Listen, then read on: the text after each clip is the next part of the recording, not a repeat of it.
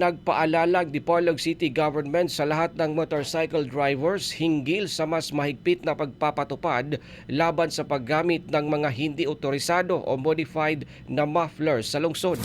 Ayon sa abiso, saklaw ito ng Ordinance No. 12-233 na matagal nang umiiral mula pa noong 2012 upang regulahin ang paggamit ng mga unauthorized motorcycle mufflers. Gayunman, simula April 1, 2026 ay lalo pang pinaigting ang implementasyon nito sa pamamagitan ng mas mahigpit na monitoring at apprehension operation ng mga kinauukulang ahensya.